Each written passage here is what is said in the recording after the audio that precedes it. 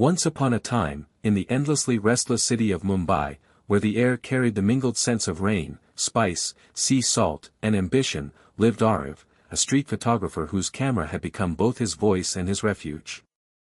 His photographs were everywhere, in art galleries tucked between colonial buildings, on the glowing screens of magazines, in the hands of collectors who spoke of his work with reverence. He had captured the laughter of children running barefoot in the monsoon, the weary grace of dabbawallas weaving through traffic, the golden hush of dawn at Marine Drive, and the electric chaos of festival nights. And yet, when the exhibitions ended and the applause faded, Aarav returned to his small apartment overlooking a crowded street and felt an ache he could neither photograph nor understand. It was not loneliness exactly. Mumbai never allowed anyone to be truly alone. Even at midnight, the city hummed, trains rattling in the distance, vendors calling out late meals, stray dogs barking at invisible arguments.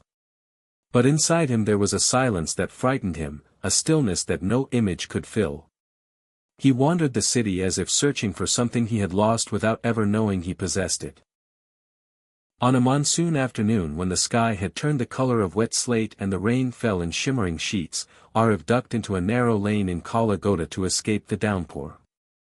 The lane was lined with old buildings whose balconies leaned toward one another like conspirators. Halfway down stood a café he had passed many times but never entered. It looked as though it belonged to another era. Its wooden door carved with fading vines, its windows framed by green shutters, and a hand-painted sign that read, Mrs. Kapoor's Tea Room, since 1965. A bell chimed softly as he stepped inside. The café smelled of cardamom, old books, and rain-dampened wood.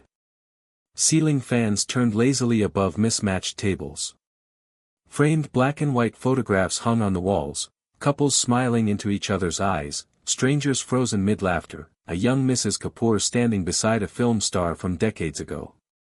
Behind the counter stood the owner herself, a silver-haired woman with bright eyes and a knowing smile. "You look like someone the rain has brought here for a reason," she said before he had even ordered.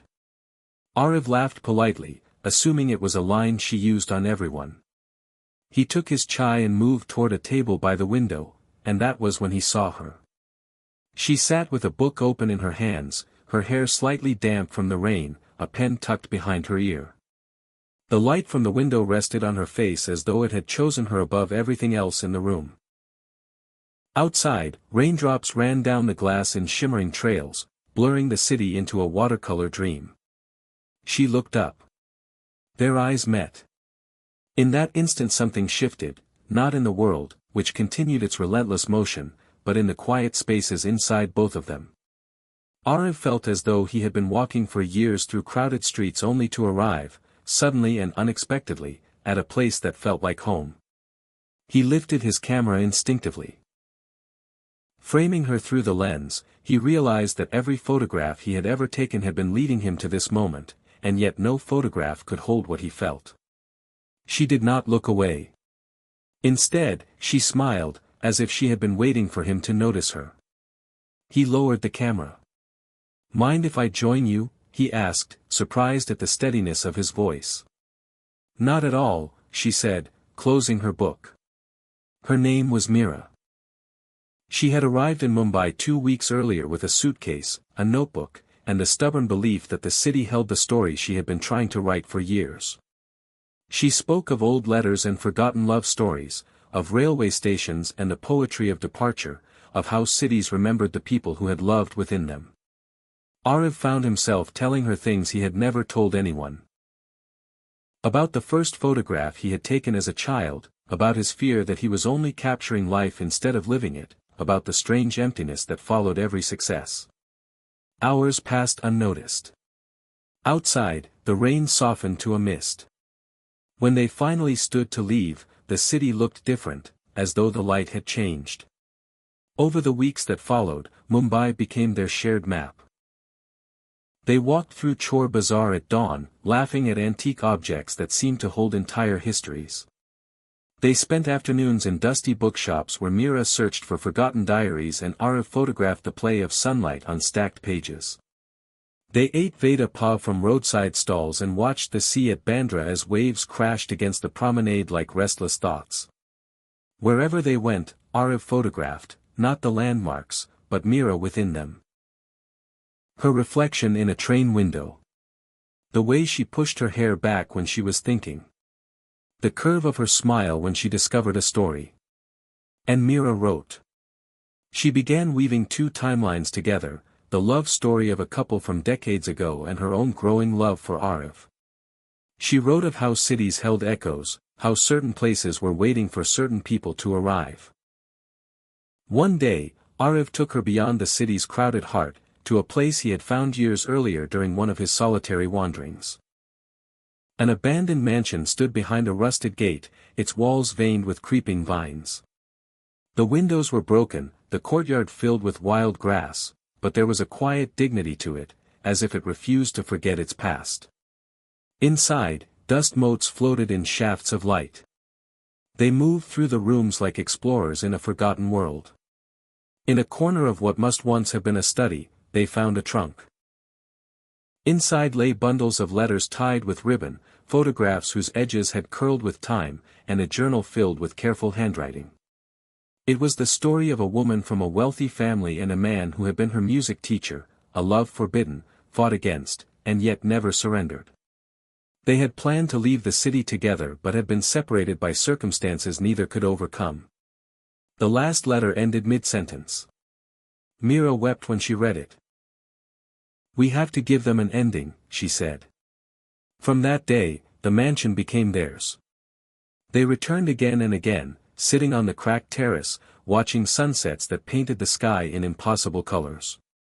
They spoke of the future as though it were a place they were already walking toward. Aarav began photographing differently. His images were no longer about the city alone, they were about the spaces between two people, the way a glance could hold a universe. Meera finished her novel. In its final chapter, the lovers from the past were reunited in a version of the mansion restored by time and memory, because, she wrote, love that is true never disappears, it only waits. On the evening she typed the last word, Aarav took her to the rooftop of the mansion. The sky was a blaze of gold and crimson. The wind moved through the broken walls like a whisper. "I spent years searching for something," he said. "I thought it was the perfect photograph. But it was you." Meera's eyes filled with tears.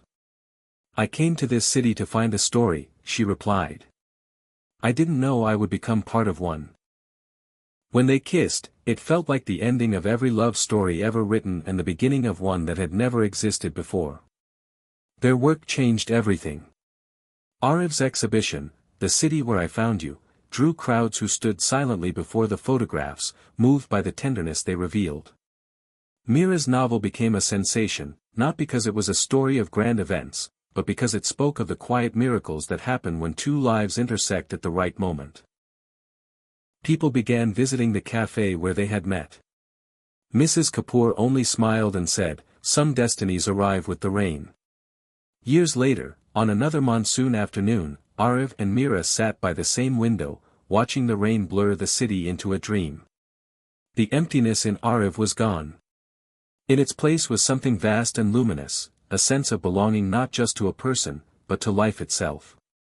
Outside, Mumbai continued its endless motion.